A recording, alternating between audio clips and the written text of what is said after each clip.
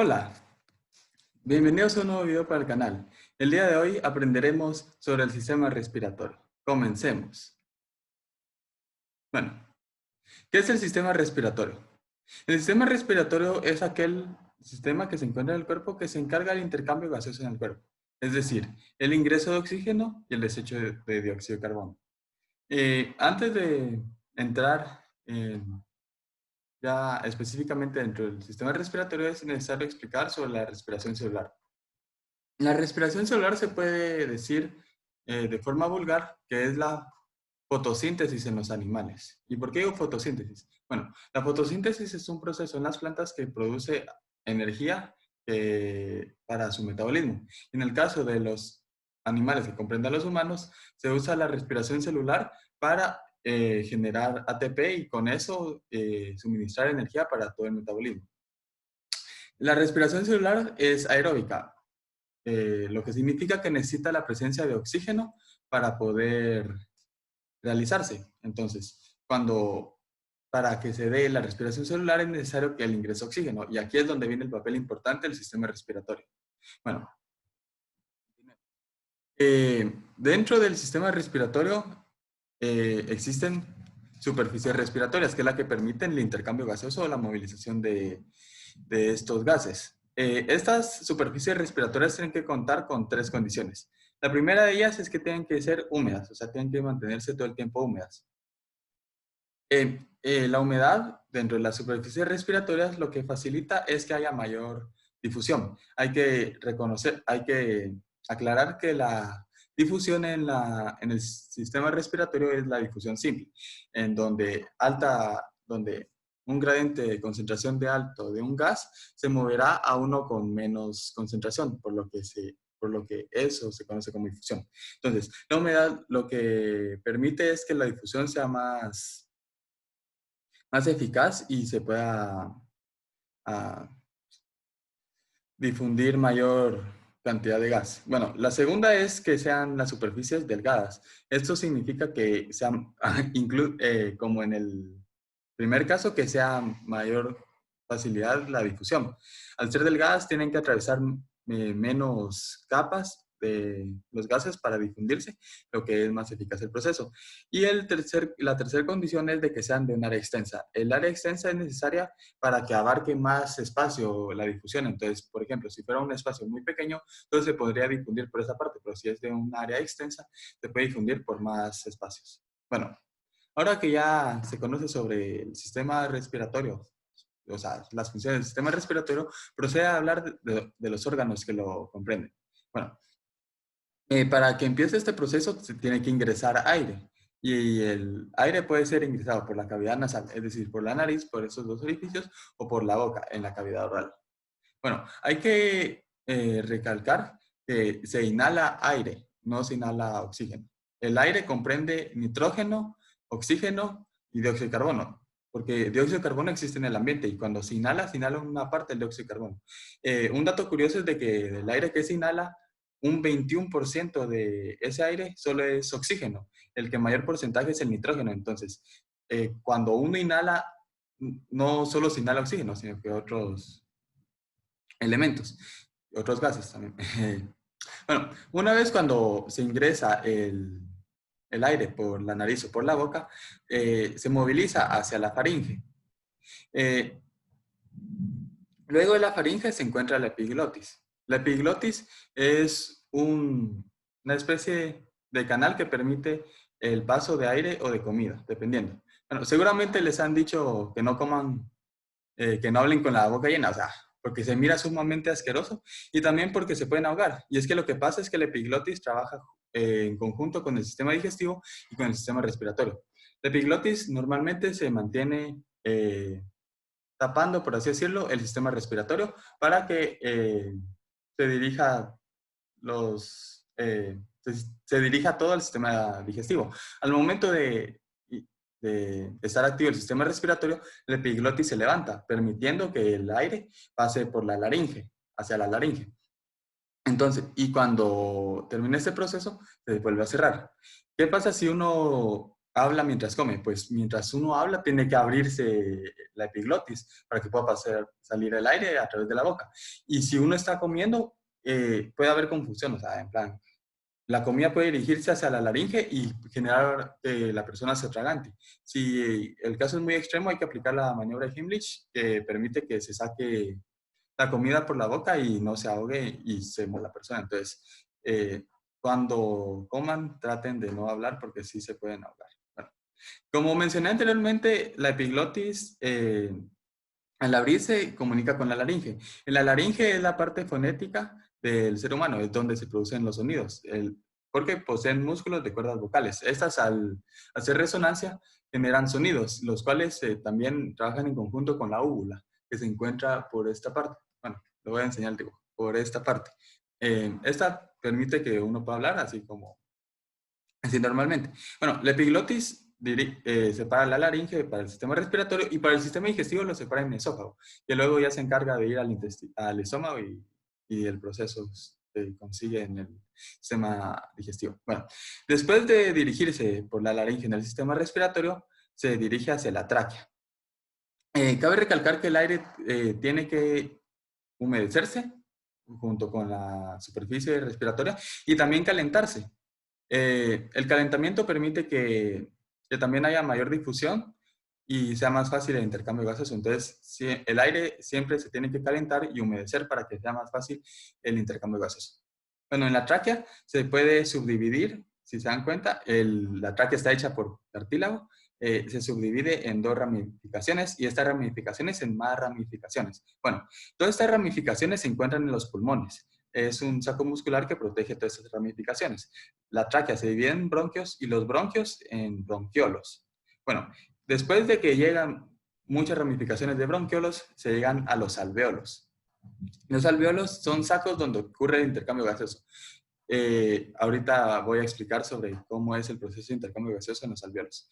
Y por último, se encuentra el diafragma, que se encuentra en esta parte. También posteriormente explicaré sobre la función del diafragma en el sistema respiratorio.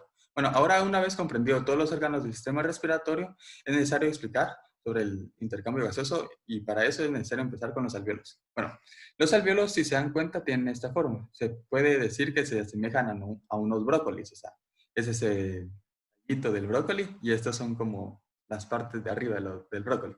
Bueno, como mencioné anteriormente, los alvéolos provienen de ramificaciones de los bronquiolos.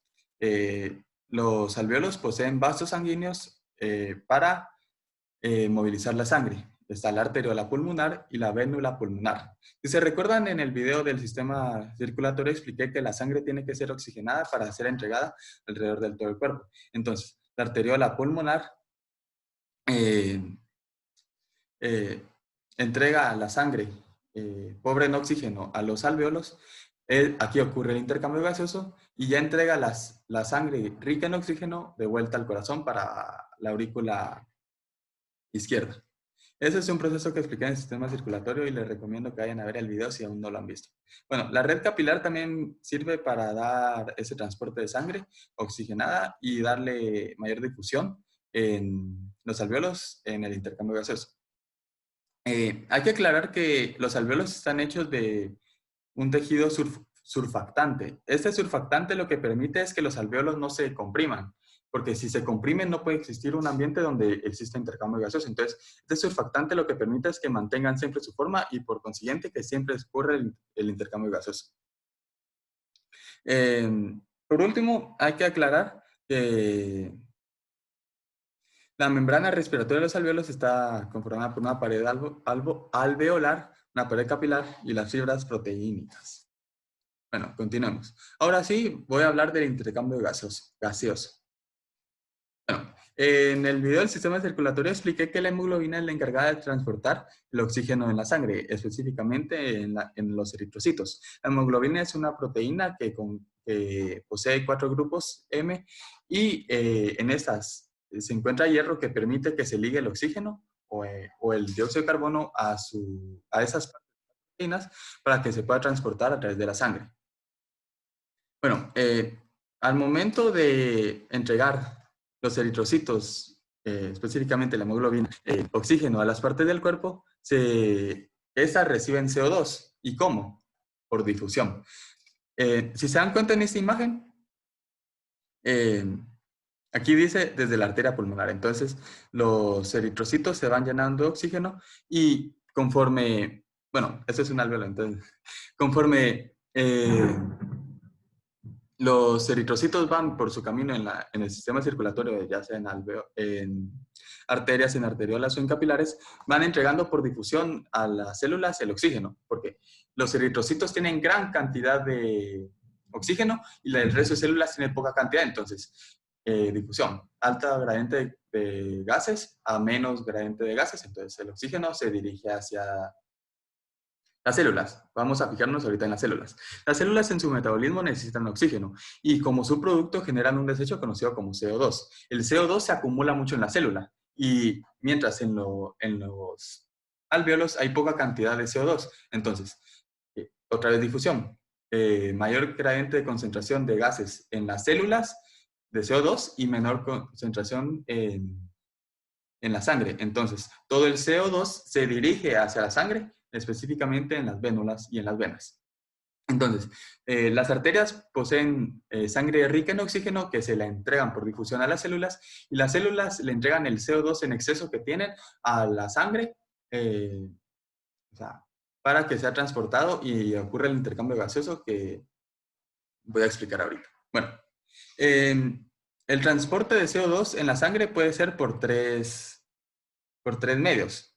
Puede ser por el plasma, es decir, que esté disuelto en el plasma. El segundo es de que se ligue a la hemoglobina, o sea, en el espacio donde se ocupa el oxígeno, al ser entregado está libre, entonces el CO2 ocupa esos nuevos espacios y se transporta en eso, en los 4 grupos M, el CO2.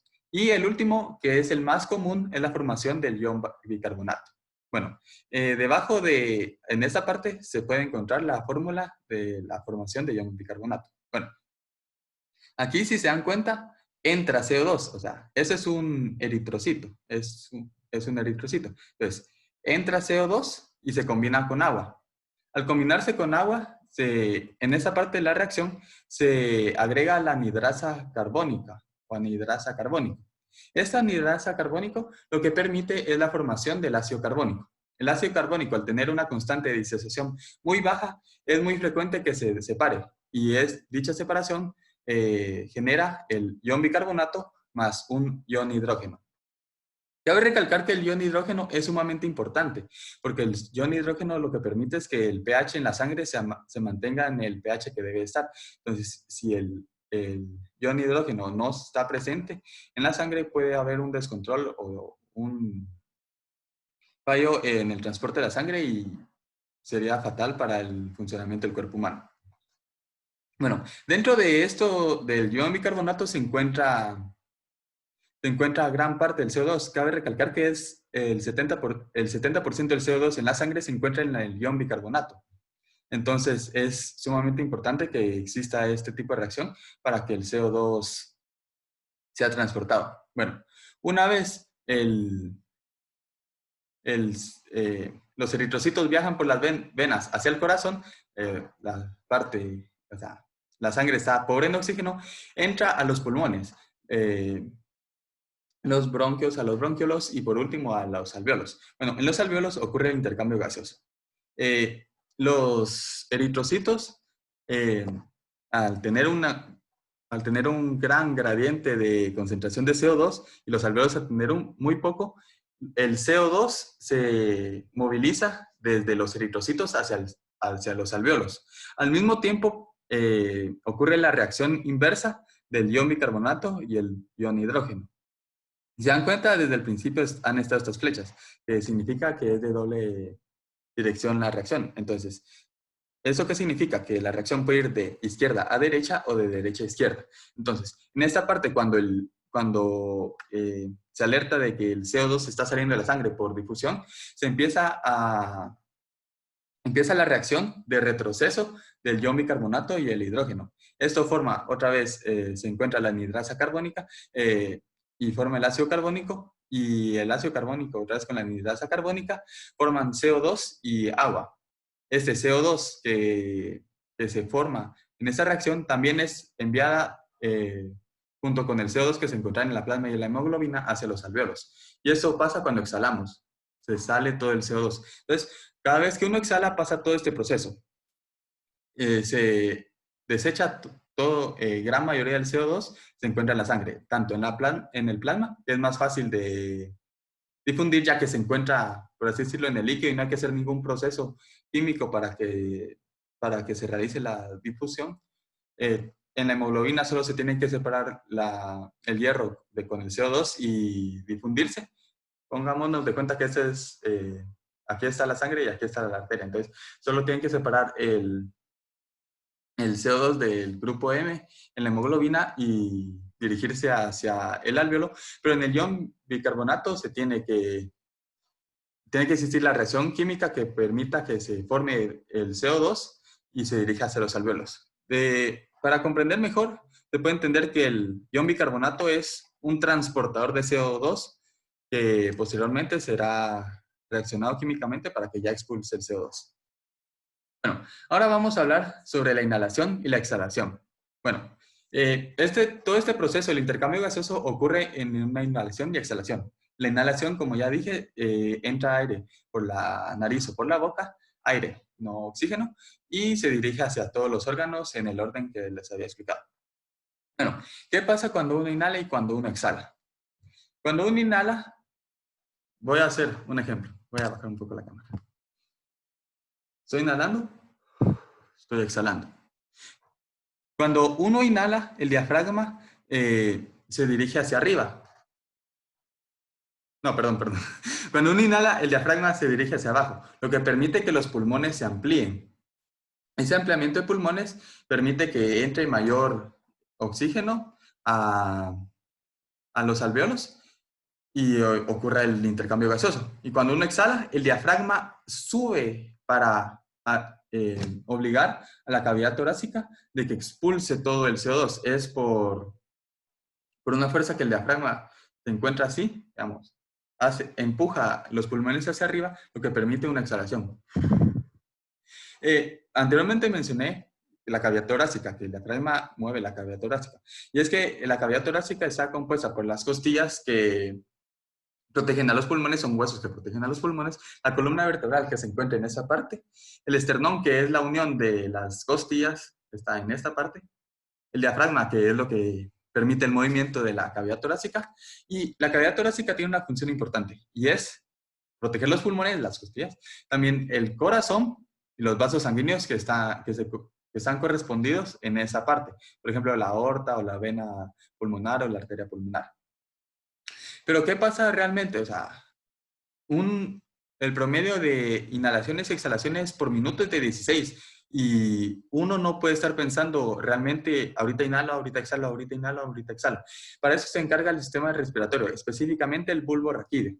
En el bulbo raquídeo existe una parte específica que se llama centro respiratorio. El centro respiratorio actúa dependiendo de las condiciones que se encuentra la persona en ese instante. Es decir, si existe algún tipo de actividad física o se dispara adrenalina, el centro respiratorio manda una alerta de que se tiene que producir mayor oxígeno, o sea que el intercambio gaseoso tiene que ser más eficaz para poder expulsar todo el CO2 y que ingrese mayor oxígeno. Y ya cuando está en calma, ya se normaliza ese proceso para mantener una homeostasis perfecta en el cuerpo. Bueno, eso ha sido todo hasta hoy. Espero que les haya gustado mucho el video. Espero que hayan entendido la importancia de este sistema respiratorio, ya que sin este no se podría generar el oxígeno que es necesario para todas las partes del cuerpo y para el metabolismo del ser humano. Y ya saben, si tienen alguna duda pueden dejármelo en los comentarios o contactarme. Yo con gusto se los resolveré. Pues nada, espero que les haya gustado y nos vemos en la próxima. Adiós.